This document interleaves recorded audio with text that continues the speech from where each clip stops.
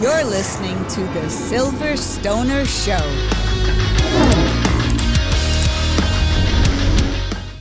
Hey dudes and dudettes, it's me, E.H. Ivins, your Uncle Herb, the Silver Stoner, and this is another episode of The Silver Stoner, where we are redefining what it means to be a stoner. I can't speak English. You know what the funny part? You had a great day yesterday. You know what? Well, let me tell you, after the show yesterday, we did a Too High for YouTube with the guys from the Coffee and Canary, and then we dabbed, and I took what would be called a man-sized hit from the dab, and that was it. So after everybody left, I sat in the dark in the studio, I swear to God this is true, and slept for an hour with my head leaning against the wall because it was phenomenal. I felt as if I was a York peppermint patty turned inside out. I felt chocolatey and yummy on the inside and cool and tingly on the outside. You know, it was kind of the reverse, right? And it was delightful. You know, I am literally on my list and I love the rig they were using from the Coffee and Canary. So I am actually going to go over there. It's in Scottsdale for those of you who aren't in Phoenix or are in Phoenix in Old Town. And I'm going to buy that exact rig this weekend. I'm hoping they're going to give me the family discount, which I'm sure they will. And, and I'm going to... And now they're notifying you. Well, no, that wasn't them, but that was just me being too stupid to understand I should have muted my phone. But that's the great thing about recording these things live. Anyway, it was great. We are redefining what it means to be a stoner. We are creating a community of the open and the creative. And I hope that you are open and creative. And the 5 tenets that are up there just tells you what we believe and what it really comes down to. If you had to summarize the 5 together, you would say, mind your own business, do what you want to yourself, and don't overreact to anything too terribly much, and you'll live a longer, happier, and stoner life. And wouldn't the world be a better place if we all just followed the 5 tenets of stonerhood? So if you have friends, by the way, who are stoners or are of the stoner attitude, whether or not they smoke weed, invite them to join us over here at the Silver Stoner and join the community of stoners where we are creating something that is better. We just don't yell at each other, which, you know, 999 times out of 1,000, all this bad news that goes around this isn't really all that. We're going to forget about it in about 20 minutes. Why we get all worked up about it is beyond me. I think we have more in common as human beings. The difference genetically, I read in some, this is a scientific fact. You can Google me on this, or fact check me, do it, wherever you want, DuckDuckGo, whatever you use for a search engine. But we are all about 99.75% identical, regardless of race or where you come from on the planet. And when you think about that, the only tribe that we should all belong to is the human tribe. And that's what stonerism is all about. So anyway, let's talk about some good news. Let's go to the Silver Stoner News. Tech Master E is with me today. We don't have any guests. Later on today, we're going to the meetup here in Phoenix. I only bring this up for those of you who are budding cannapreneurs. META is a national organization. It's the trade group. It's the trade association. I think it stands for Marijuana Industry Trade Association, MITA. And they have, we're going to obviously an Arizona State one, but in your state there's a META chapter. And if you're a budding entrepreneur, or cannapreneur as I call it, this wasn't really in the script today at all, Tech Mastery, I just want to bring it up. It's so much of success is who you know as much as what you know, right? So to go and to network and to meet people and to touch the skin and, when I say that, I mean shake hands. I don't mean be gross. And get out there and collect business cards and share what your ideas are and and listen. You learn more by listening than talking. You can pick up a lot at these events. And I always say that whenever I go to any kind of industry event or trade show or speech or whatever, if I come away with one usable idea, I feel that it was time incredibly well spent. So listen, do yourselves a favor wherever you live, join META, go to the events, if you're a budding cannapreneur, and this is a way for you to get involved. Okay. Great idea. Yeah, it is a good idea, Tech Master. I mean, you're what? How old are you? How old are you, Tech Master? 50? I keep forgetting. 53. You just look so good. Black don't crack, man. I'm so fucking jealous. Anyway, and I'm 64. But we both learned over the years, it's really as much who you know. Wouldn't you agree with that, Tech Master? Absolutely. As we were getting sponsorship, for example, for this show, I reached out to people I knew, I had networked with, we had met, we had come in contact with. It's all relationship. Okay? And so much of that is stonerhood, right? So anyway. That's enough. I'm not going to preach at you. Let's go on to the good news. It turns out that more employees nationally are testing positive for pot, which just made me, the story, by the way, that doesn't surprise me at all because people are staying home during the pandemic. I'm sure lots of people were getting high. I mean, everyone that we've talked to in the dispensary business and the pot growing business and in the paraphernalia business, their business is phenomenal. I mean, I don't know how the rest, the rest of the economy is, doing what it's doing, but the cannabis industry is, basically exploding, right? I mean, it's just going off the rails of good, and it's just the beginning. And naturally, more people are going to test positive for pot. But here's my question. So what? I mean, pot stays in your system a long time. If pot is a legal product, like alcohol is a legal product, why do we test for pot now that it's legal in states where it's recreationally legal? I mean, it makes no sense to me. You're not tested for alcohol. I mean, and there's plenty of drunks going to work. Why do we test for pot? Why are we still treating pot like it's something bad? Because if you smoked pot even a week ago, you're going to test positive when you go in for your job interview. And what the fuck does that have to do with the price of tea in China? Remember, companies aren't keeping up. Well, and isn't that true of all bureaucracy and rules? They just look for ways to make rules, and no one asks, does the rule make any sense? I mean, guys, I'm high right now, and I'm reading and writing and doing. I mean, I could do any job just fine. I'm not very high because as an experienced stoner, I know, when to have a little and when to have a lot.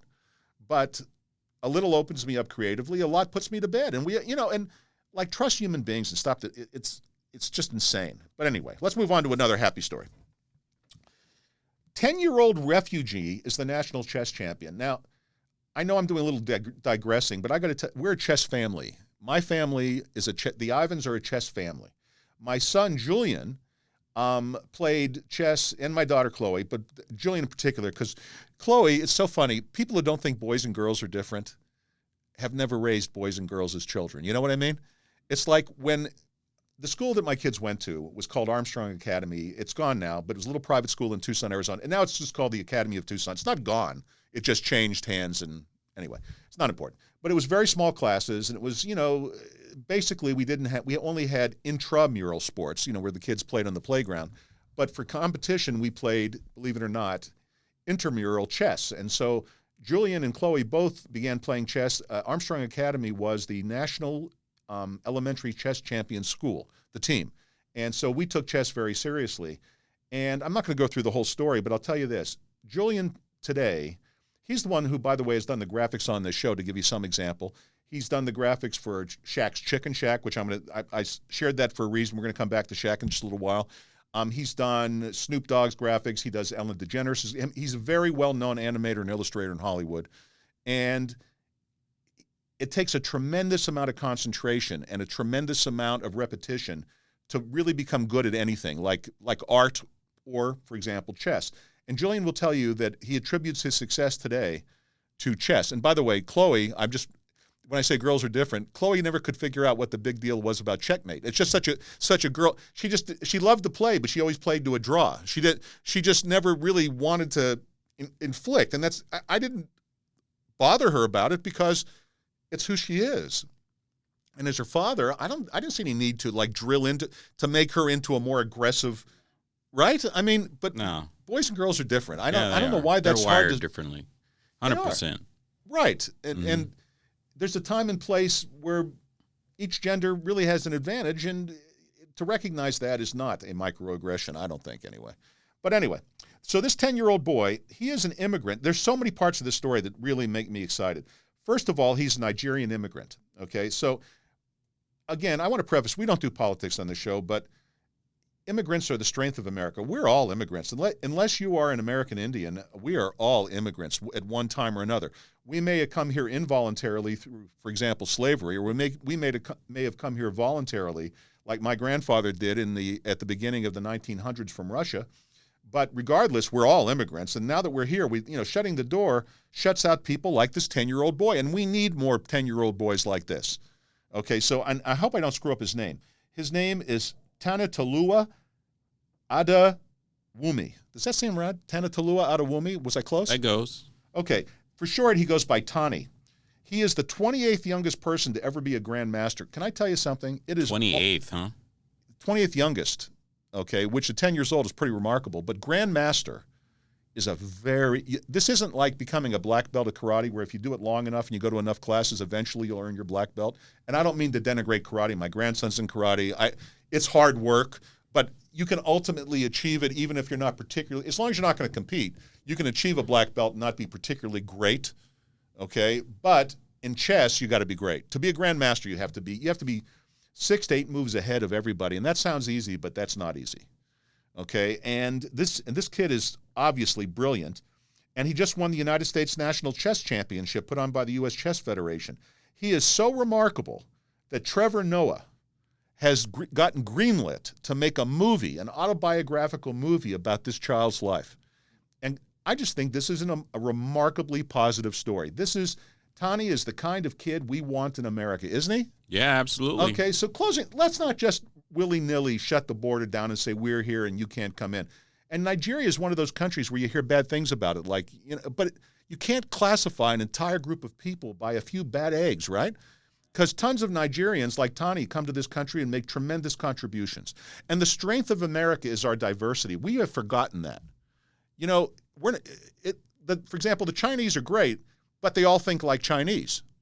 What makes America great is we have lots of Chinese who think like Chinese, and then we have lots of Africans who think like Africans, Jews who think like Jews, Arabs who think like Arabs, Italians who think like Italians. In other words, we have such a diversity of cultural thought that we always, as a country, find a way, right? And let's not throw out our strength without thinking about it first. I know that some of you may disagree, and that's okay. You're stoners. You can disagree with me, but look at Tani. That's all I have to say. Let's move on.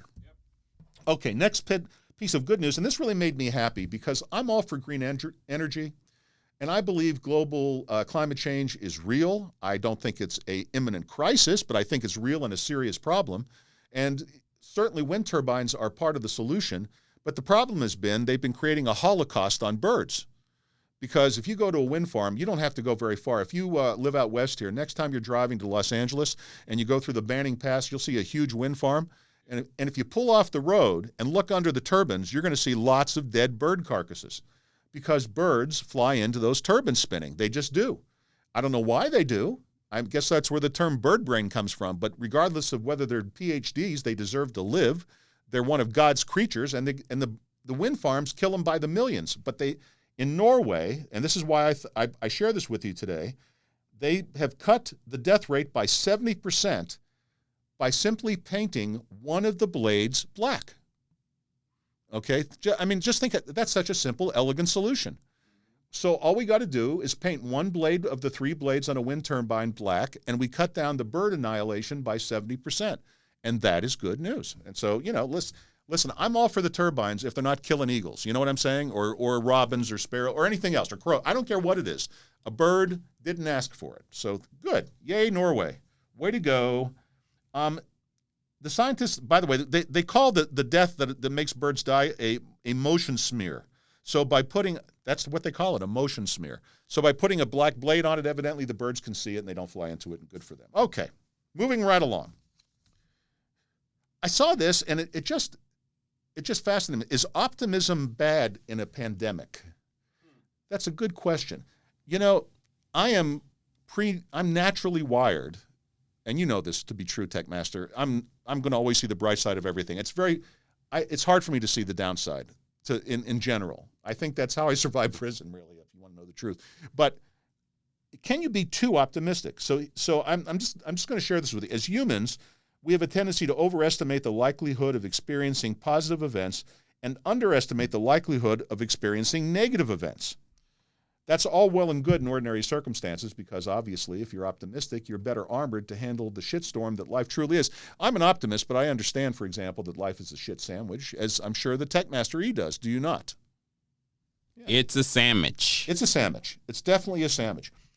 But such an outlook increases positivity and reduces anxiety and contributes to good physical and mental health, but less so during a pandemic when our tendency to emphasize positive outcomes could be putting ourselves and others at risk, say behavioral psychologists. You know what?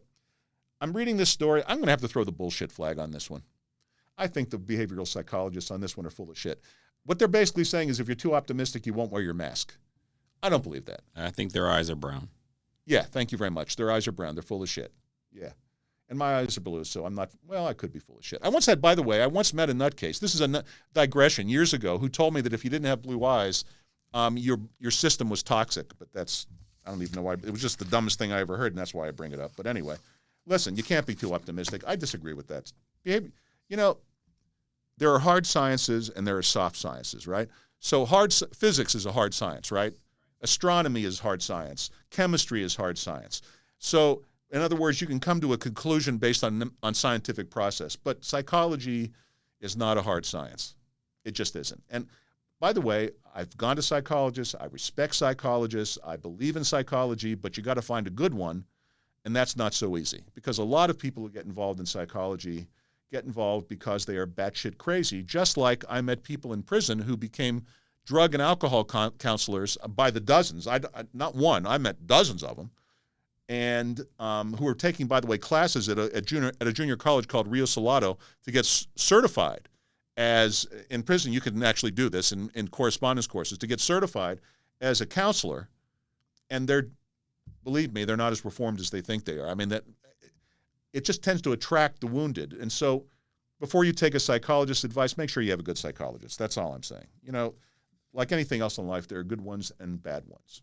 Now, enough of that. Let's move along to my favorite subject, which is dogs. I am a dog nutcase.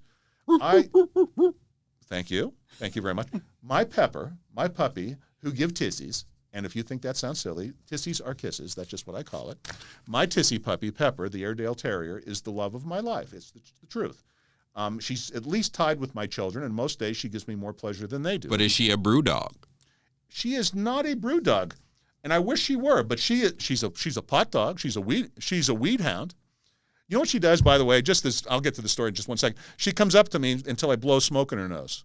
It's the funniest thing. Okay. Anyway, brew dogs to the rescue. This is a great story. Mark and Karen Hoywetter, I'm going to say Hoywetter, I'm probably saying it wrong, are co-founders of Six Harbors Brewing Company in Huntington, Long Island. Those of you from New York. Island. Long Island. You say Long Island. Like Long Island. Long Island. From Long Island. I once dated a girl from Long Island. Her name was Marjorie. Her father was a printer in Manhattan. And anyway, she was lovely, I think. I don't really remember her very much. I don't even remember her last name, but her first name was Marjorie. Anyway, this is a coastal town in Long Island, like most towns are. Well, they're not all. That's not true. There are lots of little towns in Long Island. And they were inspired to bring dogs on beer deliveries to cheer up customers. This is a quote, people started seeing the dogs on deliveries, so we came up with the idea of having them bring the beer to them. Mark Hoywetter, the co-founder of Six Harbors Brewing Company, said what they did is they trained their golden retrievers. They trained their golden retrievers to deliver the beer. Six-pack at a time. Six-pack at a time. So if you needed a 30-pack, what was going to happen? You need a Newfoundland. So our partner, Dowmaster Jeff, who provides me daily with the Dow, has two Newfies that go about 120 pounds apiece, Bruno and Scarlet. So I'm saying if you need, for larger than a six-pack, you need a Newfoundland or a St. Bernard. But I just think St. Bernards are famous for that, right? Carrying around the booze and serving people in the snow and all that kind of crap. But anyway, I just share that because it's a great dog story. And, you can go watch, MSNBC or Fox for bad news. But today we're just sharing, as always, good news. Because, why not? Okay, moving right along. I just love this story because it's so silly. So evidently, there was a competition held, this is in Michigan, I think it was originally, called the Battle of the Joshes. Evidently, Josh is a very popular name these days. A lot of kids are being named Josh. So they got together all the Joshes into a pool noodle battle. And the winner was a 4-year-old. He was the Josh Vincent Jr. got the plastic trophy and an oversized cardboard crown after Nebraska battle royale of the Joshes armed with pool noodles. I've been to Nebraska. My ex-wife is from Iowa. I've driven through Nebraska, which I call the endless state. Have you ever driven through Nebraska, east to west? I stay away from. It's an endless sea of cornfields. It's like it never ends. You just drive and drive and drive. That's the driving treadmill. Flat cornfields. There's not even a hill, as far as I can tell. If there's a hill in Nebraska, feel free to share. I think, by the way, best steak I ever had in my life, twice, on 2 different visits, was in Omaha, Nebraska. So I'm just saying, I mean, I love nothing wrong with Nebraska. Not knocking it. All you stoners. I don't even know. Is Nebraska legal yet? I don't know. I'm going to have to check on that. I hope your guys are legal. Anyway, good for Josh. Moving right along. Remember I said Shaq would come up again? Here comes some great news about the Shaq. And from what my son told me about after meeting him, not that he's a friend to Shaq. I'm not name dropping. He just met him in the course of doing the logo for Shaq's Chicken Shack, his new chicken chain around the country, which I understand is very good, although I have not eaten there. I won't lie. Shaq was going into Zales jewelry store to buy some bling for himself. He likes, if you got he's probably a billionaire. I really don't know what he's worth, but whether you got $100 million or $1 billion, pretty much it spends the same, because how the fuck do you spend even $100 million, let alone $1 billion, right? So, and Shaq is he's one of those guys that really knows, he still has the money he made in the NBA and a lot more, because he's a great businessman. But anyway, having said that, he was in a Zales jewelry store earlier this week looking to buy some earrings when he came upon a man trying to pay for an engagement ring.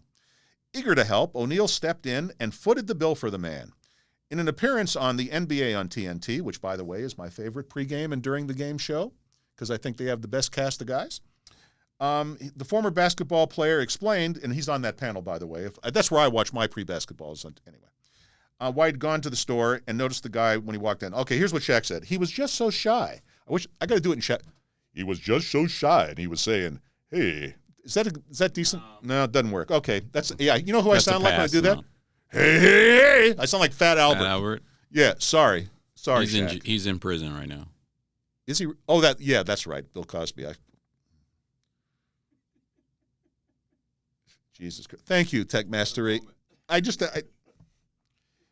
Shaq, I apologize for trying to imitate. Anyway, here's what Shaq said. My man, how much is the ring? I'm not going to say the amount, but it's not much for me, O'Neal said. He's like, hey, man, I came back in the next month and the next month like a layaway, put the money down, but I was like, tell your girlfriend I got it. Oh, Shaq says, tell your girlfriend I got it, I'll take care of it. At first, he didn't want to take it, Shaq continued. He's like, I can't do that, sir. So I said, don't worry about it. I do it all the time. I'm just trying to make people smile. That's all. O'Neal said, get this. This is what, he might be my favorite celebrity now. I think he's in my favorite celebrity, okay? O'Neal said he didn't mean for his gesture to go viral on video, quote, because I don't do it for that, adding that whenever he leaves the house, he tries to do a good deed. I love this guy. Yeah. I love this guy. He's on the short list now. I think he might be the list. Okay? I have a few favorites. That's not true. But he's definitely in the top 5. There's absolutely no doubt about it. I don't have anything to add to that, but I love you, Shaq, in a very healthy, non-sexual sort of way. Okay. What? That was completely unnecessary. Okay, I take that back. Listen. Thanks, Shaq. You're a great guy. Awesome, dude. Okay, let's move on to the Silver Stoners' fucking great advice. And I'm going to do 2 different advices today, beginning with knowing which hill to die upon. Okay. Most of you watching are not boomers. Most of you are millennials, Gen X, Z, whatever, and younger. And there's a tendency to ridicule old fuckers like me. But there's one thing I've got that you can never have. I'll never be as athletic, there we go, as you guys are again. And I'll never be as limber, and I'll never be as spry, and I'll never be as sexy, and I'll never be as good looking. But if there's one thing I've got, it's gray hair, and each and every one of them comes from some experience that has made me wiser with age. Wisdom only comes with age. I'm not saying I'm the wisest man in the world by a long shot. I'm sure that there are many more, starting with the Dalai Lama and going down from there, probably very far before you get to me. But if you're younger than me, I'm wiser than you. And I don't mean this to be an asshole, but good decisions come from experience. Experience comes from 2 things, bad decisions and time. I've made shit tons of bad, because you don't learn shit from your good decisions, right? I've made shit tons of bad decisions, and I've been around 64 years, okay? And there's something to that. And so I share with you one of those, I've made the same bad decision many times and finally learned that you don't have to die on every fucking hill. As you can tell, I'm a very opinionated person. I've always had a lot of opinions. Weed took the edge off. Now I'm a very opinionated person who you can prove wrong. Like yesterday, we were in a discussion with Chris from the Coughing Canary. He was talking about regulation, health regulation on weed. I was against it. He talked. I listened. I changed my mind. You know, and so you can be opinionated as long as you're open enough to listen to what the other person's saying. Now, I think that he made a point, and I actually thought about it overnight, and within reason, I think it's a little. There's a difference between a little and a lot. You know, it's all you don't have to go all or none. So anyway, which hill to die upon? How many times you've been in a discussion, an argument, a fight with someone, your spouse, your girlfriend, your boyfriend, your lover, whatever, and later you think, why did I fight about that shit? Was that the hill I wanted to die on? Now, this is particularly important in relationship, guys and gals, because you got to learn to let it go 999 times. It really goes with the tenet that most often the best thing to do is nothing.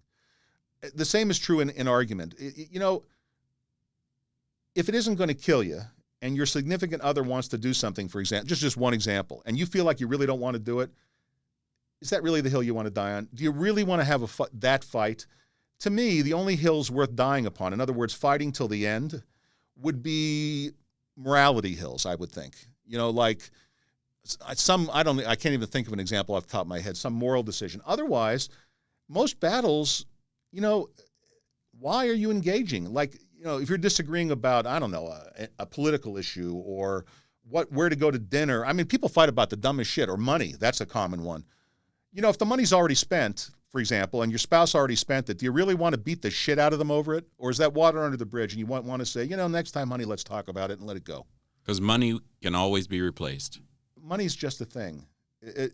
By the way, the wealthiest people I know, and I've been both very rich and very poor, given my own decisions in life, I can tell you right now, the wealthy ones, I'm not talking about the sort of wealthy, I'm talking about the rich people I know don't give a fuck about money. They literally don't think about it. It's just and you could say that's easy for them to do because they have lots of it, but most of them are self-made. And the reason they became very wealthy is because they never worried about the money. You can't obsess about the money and be successful. You have to enjoy the process and allow that to unfold. And if you enjoy the process, the money takes care of itself. Well, in life, when having an argument, you have to ask yourself, do I really want to create animosity with a friend or a loved one over some fucking random issue? Or would it be easier for me just to give in? Now, I quickly add, there's a difference between not dying on a hill and being passive-aggressive, okay? Here's the difference, okay? Here's passive aggression. Let's say Techmaster and E and I are fighting, and I say something assholey like, okay, we'll just do what you want to do. Okay, that's passive aggression. I'm just going along to shut him up. I'm not genuinely letting go. I'm pretending to let go, and I'm being snide and backhanded. Okay, that's passive aggression. And wrong. And wrong. That's exactly right. Instead, I would say, you know what? Here's how I could handle the same thing without making it passively aggressive. Hey, E, do we really have to go to that restaurant, or is, you know, I'm not really crazy about it. And if you really, and if he insists, I go, okay, today we'll do yours, tomorrow we'll do mine. And you make a compromise and you move on. In other words, you don't have to die on every fucking hill. Let it go. Let the other side win once in a while. You don't have to be right, really. And who is right anyway? Because there is no truth, only perspective, right? So you're coming at it from your perspective. Let it, unless it's like life and death or morality at stake. And when I say morality, I'm not. Don't preach your religion or your morals to other people. That's not what I mean. I mean, like, when you would be asked to do something immoral, and you draw the line and say, I'm not going there. But don't, like, argue other people's morality. That's not the hill to die on, okay? Not the hill to die on. Important life lesson. Most of the time, you don't have to die on any hill. Just don't do anything at all. Listen to the 5 tenets of being a stoner. Okay, let's move on to my second piece of advice, which is kind of connected, but not. Never attack your ex when the kids are involved. Now, I bring this up because, and I'm sure this is true of you guys too, how many people you know, male or female, going through divorces and or breakups that are just fucking vicious? How many do you know, Techmaster E? More than a handful. Okay, and in your life experience at 53 years, how many times have you seen him try to enlist the kids in the fucking fight? Oh, yeah. Okay, see, this just isn't going to turn out well, okay? Look, children ebb and flow. Sometimes they prefer their moms, and sometimes they prefer their dads.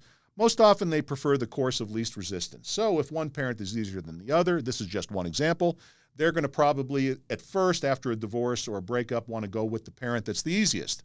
But that doesn't mean that you need to feel threatened because they don't want to go to your house and then start saying shitty things about your ex when it's your turn to have the kids and try to fill them full of your bullshit, because I promise you at the end, they're only going to hate you. I don't give a fuck about how right you are or how shitty your ex is or what your story is or whatever it might be. That's a completely separate issue, going back to what hill to die on. Just remember, when you have an ex, remember a few things, okay? Number one, you used to fuck them. Okay, I mean, and I'm sorry, but you liked them enough to fuck them, right? And number two, you used to love them. And I know that love and hate are very, very close feelings and emotions, okay? And number three, you had children together in this particular example that I'm working with. So therefore, you're going to have to know them the rest of your life, okay? Do you really want to turn that into a poisonous cesspool and fuck up your children for life? My son has a best friend, one of his best friends. He has a lot of friends. He's a very social guy. But, and I won't use this little boy's name, but his parents went through the most vicious divorce I've ever seen. It went on for like 10 years back. They kept reopening it and reopening it and reopening it. And I won't go through the whole story, but today, this is a beautiful boy who chews his fingernails down to the nubs, chain smokes, and goes to see a psychiatrist regularly because his parents fucked him up. And his sister is a slut. And there's no other way to put it, because her parents fucked her up. Leave your children out of it, okay? When you're with your kids and they say, what do you think about what mommy said or daddy said? You say, you know what? I think it's great. So let's highlight the flip side. What's the flip side? Where mom and dad don't do that. Oh, well. And look what happens. Okay, so in my case, I actually had the world's friendliest divorce. I'm going to use mine. So Terry and I, when we got divorced, used one attorney, divided our assets 50-50 down the middle, and we made a pact that we would never badmouth each other, okay?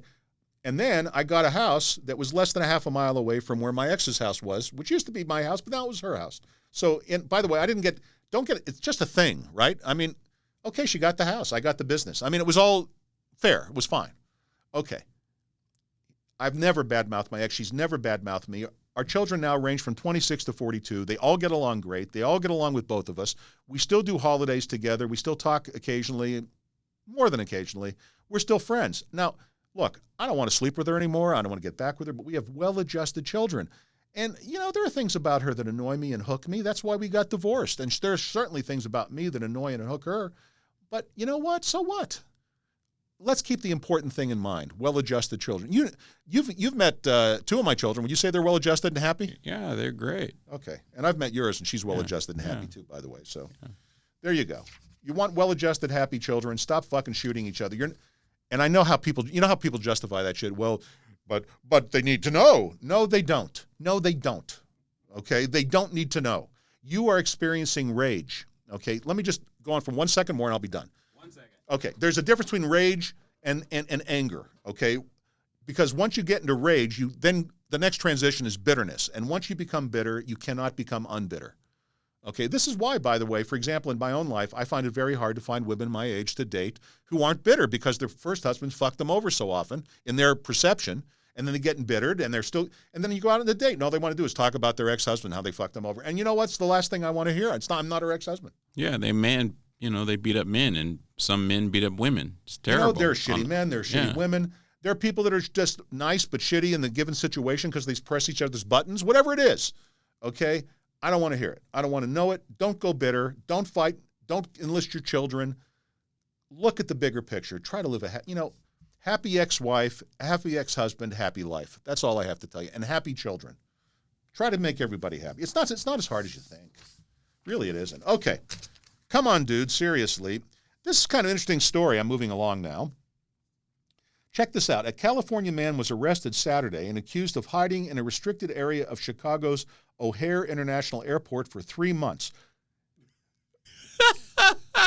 Wait, there was a movie about this. Yeah, what is it? It's Tom called Hanks. Terminal. Tom Hanks, The Terminal, right? Yeah. Okay, but you wouldn't have thought it was possible. This guy lived the fucking terminal. So, check this out. The man told police that COVID-19 had rendered him too scared to travel home to California. In other words, he was going to get on the plane and then freak the fuck out, okay? So he hid in the airport, surviving on food provided by strangers. United Airlines staff spotted the 36-year-old, I'm going to louse up his name, Aditya Singh, so clearly he's Indian, Indian American, probably an immigrant, and requested identification. They said he removed his mask and presented a badge which belonged to an airport operations manager who reported it missing last October. This was in the Chicago Tribune, by the way. You would think it'd be deactivated because he's lost. But he was going in and out of places. So the next time this is just another example of bureaucracy. Fuck. How did they not 3 months? 3 fucking months. I mean, first of all. How do you take a shower? That was you took the words out of my mouth. I could see him had take a to be shit, sponge baths with paper towels in the men's rooms at night, right? Maybe so, yeah. I mean, truck stops have showers, but the airports? I don't know. Think I mean, so. Every truck stop you ever go to has showers for the drivers, right? You can sneak back there and take a shower if you want to. And you can buy a shower. Yeah, and by the way, all the good truck stops I've been in, like the Petros and the big chains, they're clean. They kind of smell like Clorox. They go in there and clean them down really well. And yeah, but in an airport, like, how did this guy stay clean? And did he wear the same outfit for 3 fucking months? 3 months. Hey, that's the guy from yesterday. How did nobody notice this? These are the people. Come on, dude, seriously. The reason I put it here is because these are the people who are also in charge of our airport security. Okay? Come on, dude. Seriously? Seriously, dude. 3 months. Seriously. Then he needed a haircut. Then he needed to shave. How do you like that? His hair had to be what? Down to his shoulders? Something. I guess shave, he could steal what? Razors from the little gift shops because they're grotesquely overpriced. You know, the little Bic. I think they sell those. I don't know. I've never bought one in an airport. He could have panhandled the money to buy razors and he could have. Can you imagine what his teeth were like? Well, he could get the toiletries. I mean, if he panhandled, I think the story said. But how did no one see him? If he was panhandling, how did no one see him panhandling? Okay, Mr. Singh, but like the underlying thing here is how can you be so frightened? I mean, too much. Or why didn't you just leave? Or why? Yeah, if you're afraid. Wait, yeah. Why not leave the airport and hitchhike to fucking California? If you're going to depend on the friendship of strangers, right, to eat for 3 months. And by the way, I've been in Chicago O'Hare. Have you been in Chicago O'Hare? Yeah. It is not a garden spot. No. It's kind of a grungy shithole. Yeah. Okay? Like. Old-ish. Like why didn't you leave? I mean. Chicago's a great town. Why don't you go out and experience the city? What was his life before that? Was he on the run? Why wouldn't you leave the airport and go back home?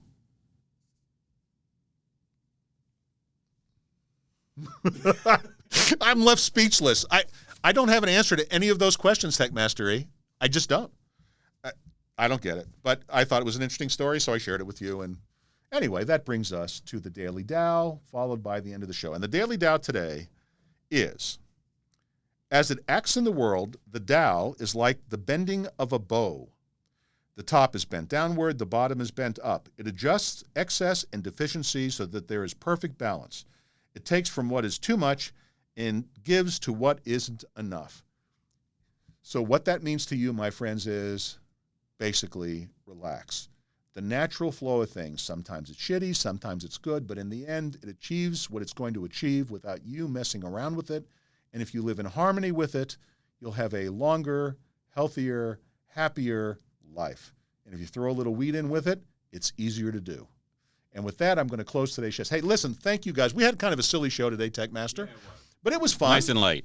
Every day can't be Simchat Torah. That's what my parents used. Simchat Torah, by the way, Jews, this is just a completely, they read the Torah, the scrolls, all the way through in the court. They read 1/365th every day. The Orthodox Jews do. And when they get to the end to start over, that's a holiday called Simchat Torah. So when I was a little kid, my mother used to say to me when I would, nag her, she'd say, look, every day is in Simchat Torah, Anyway, I don't know why I shared that with you other than Jewish culture, but, listen, if you thought it was interesting, fine, and if you didn't, Kishmem Tochas, which is, by the way, Jewish for kiss my ass, which I don't really mean because I love you. I love you, I love you, I love you. We are part of the stoner community. I sincerely mean that. I look forward to our next show. We're not going to do any more shows this week. It's Memorial Day coming up. Tech Master E is heading off to the hills for the weekend. It is healthy to take a break. We here at the Silver Stoner do not discourage our associates from taking a day off because otherwise you burn the fuck out. So let that be a lesson to you too. And until next time, this is Uncle Herb. Peace out.